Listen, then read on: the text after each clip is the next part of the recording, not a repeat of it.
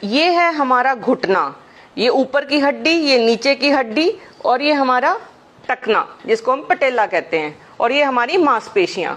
100 साल तक इस घुटने में दर्द नहीं होगा यदि आप फॉलो करेंगे वो 6 स्टेप्स जो मैं आज आपको बताने वाली हूँ।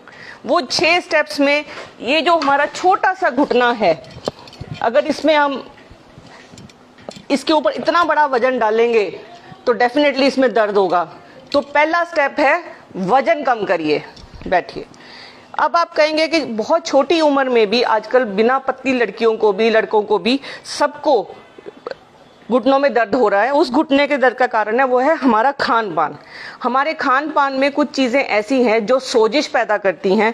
जब वो सोजिश पैदा करती हैं उनकी यहाँ पे डेपोजिशन हो जाती है, वो यहाँ पे जमा हो जाती हैं।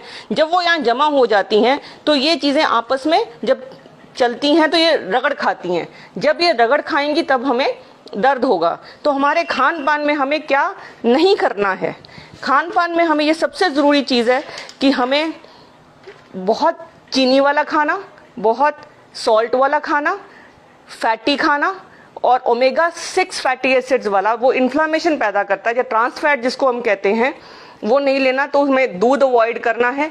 सिर्फ जो बहुत पतले लोग हैं वो पी सकते हैं, लेकिन ज़्यादातर लोग जो मोटे हैं उनको दूध अवॉइड करना है। दूध की जगह पे वो छाछ ले सकते हैं और लस्सी ले सकते हैं, नमकीन थोड़ा सा नमक डाल के या फीकी लेंगे, जिससे कि उनका कैल्शियम पूरा हो जाए। खान पान अगर हम फ्रेश फ्रूट्स रखेंगे, हर्ब्स रखेंगे, अदरक है, हल्दी है, कड़ी पत्ता है और ऑरेंज, एप्पल, पाइनएप्पल, ये सब ऐड रखेंगे तो इस घुटने में कभी भी आपको दर्द नहीं होगा। खान पान के बाद अगली चीज़ है हमारा पोस्चर। हम किस तरीके से बैठते हैं। ये जो बैठने का तरीका है, अब मैं सीधी बैठी हूँ और मेरा घुटना यहाँ नीचे लटक रहा है। अगर मुझे ये घुटना मेरा ऐसे नीचे लटकेगा तो इसमें यहाँ पे आप ये देखेंगे ऐसे ये लटकेगा तो ये पेन पैदा करेगा, बिकॉज ये जो चीज़ है इस पे ऐसे रगड़ खाएगी। तो इससे अच्छा है कि मैं इसको थोड़ा सा अगर पीछे की तरफ मोड़ूंगी ऐसे करके। इसीलिए 6 से 8 इंच की मेरे को एक पट्टी रखनी है, जो मैं जब ऑफिस चेयर में बैठूंगी तो उसको ऐसे रखूंगी। अगर ऐसे रखूंगी और ये चीज़ ऐसे होएगी तो ये दोनों चीज़ें आराम देंगी और ये दर्द नहीं होगा। तो ये जो मूवमेंट है यहाँ से लेके यहाँ तक, इसका एंगल, इसकी हाइट और इस जॉइंट की हाइट में एक एंगल होना चाहिए।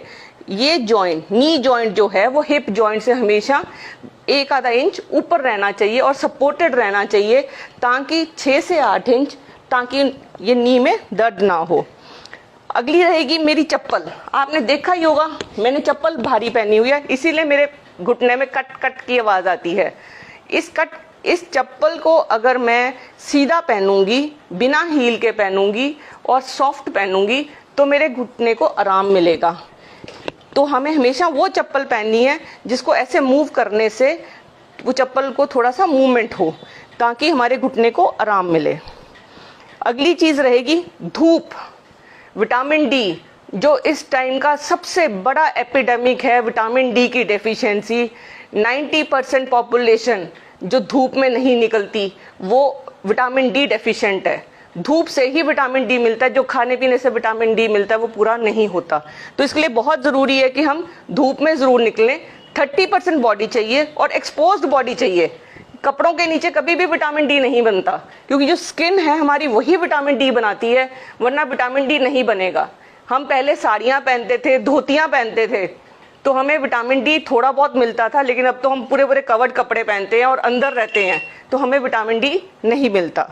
ये हुए हमारे 5 स्टेप्स। अब फाइनली जो हमारी चीज़, जो रामबाण है घुटने के दर्द को ठीक करने के लिए, और हमेशा जब हम ऑफिस में बैठे हैं, जब हम कहते हैं हमारे पास समय नहीं है, हमें सिर्फ दिमाग में ये रखना है कि मुझे अपना घुटना ठीक रखना है, तो उसके लिए मैं आपको 4 व्यायाम बताऊंगी, 4 एक्सरसाइजेज, बड़ी सिंपल, इतनी सिंपल कि कोई बच्चा भी कर लेगा। जब वो स्कूल में भी बैठा होगा, अगर उसको लगता है कि मेरे घुटने में दर्द हो रही है तो वो फॉलो करेगा तो उसको ये दर्द ठीक हो जाएगी। पहली एक्सरसाइज रहेगी कि पैर को बड़े प्यार से ऊपर की तरफ लेके जाइए, इसको यहीं पर रोकिए, 1 से लेके 10 तक गिनती करिए और फिर बड़े प्यार से इसको नीचे रहिए। जो सबसे जरूरी बात है कि हमें बड़े प्यार से ये करना है, क्योंकि अगर हम ऐसे ऐसे करेंगे तो इससे तो रगड़े जाएगी, अगर वो रगड़ेंगे तो फिर हमारी दर्द बढ़ जाएगी और सोजिश भी बढ़ जाएगी।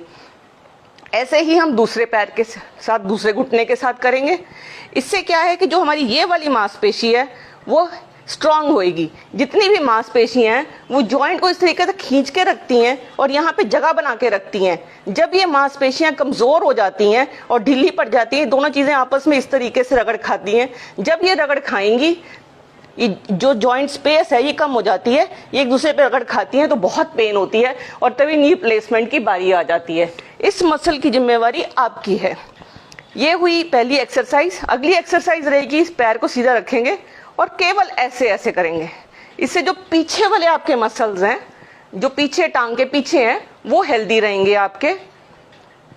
बस आपको ये भी 10 बार करना है यूं यूं करके, और मूवमेंट है आगे पीछे की, खींच के रखना है ऐसे दूसरे घुटने के साथ। फिर आएगी तीसरी एक्सरसाइज, एक फिस्ट मुट्ठी बनाएंगे। हमारे को कोई चीज की जरूरत नहीं है, सिर्फ हमारे हाथ ही काफी हैं। दोनों घुटनों के बीच में ऐसे रखेंगे और इसको खूब जोर से दबाएंगे। इससे जो हमारा जो बीच वाला मसल है, जो अंदर की तरफ जो मसल्स हैं, जो यहाँ पे जो मसल्स हैं, वो ठीक होंगे और स्ट्रांग हो जाएंगे।